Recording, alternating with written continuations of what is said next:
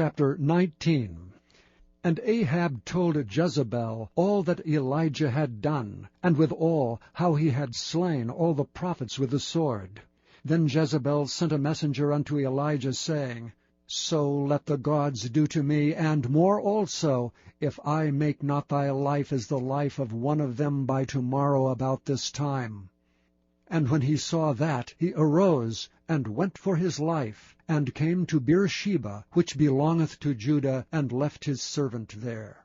But he himself went a day's journey into the wilderness, and came and sat down under a juniper tree. And he requested for himself that he might die, and said, It is enough, now, O Lord, take away my life, for I am not better than my fathers. And as he lay and slept under a juniper tree, behold, then an angel touched him, and said unto him, Arise and eat. And he looked, and behold, there was a cake baken on the coals, and a cruse of water at his head. And he did eat and drink, and laid him down again. And the angel of the Lord came again the second time, and touched him, and said, Arise and eat, because the journey is too great for thee. And he arose, and did eat and drink, and went in the strength of that meat 40 days and 40 nights unto Horeb, the mount of God. And he came hither unto a cave, and lodged there.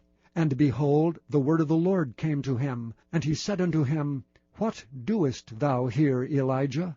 And he said, I have been very jealous for the Lord God of hosts, for the children of Israel have forsaken thy covenant, thrown down thine altars, and slain thy prophets with the sword. And I, even I only, am left, and they seek my life to take it away.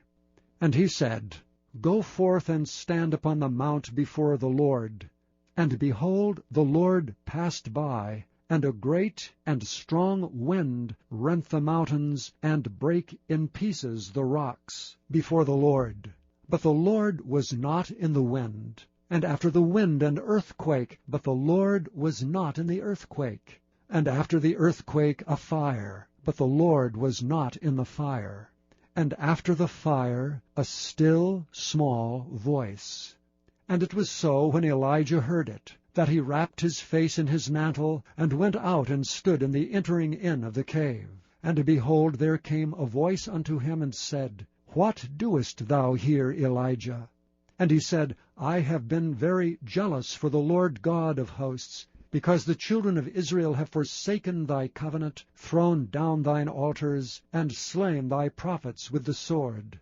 And I, even I only, am left, and they seek my life to take it away.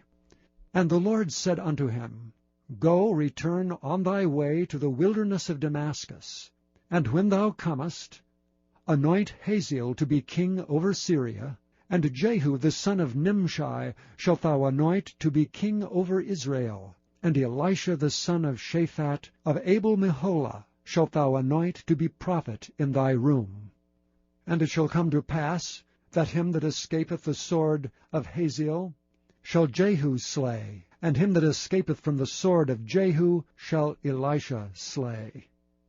Yet I have left me 7,000 in Israel, all the knees which have not bowed unto Baal, and every mouth which hath not kissed him. So he departed thence, and found Elisha the son of Shaphat, who was plowing with 12 yoke of oxen before him, and he with the 12th. And Elijah passed by him, and cast his mantle upon him. And he left the oxen, and ran after Elijah, and said, Let me, I pray thee, kiss my father and my mother, and then I will follow thee. And he said unto him, Go back again, for what have I done to thee?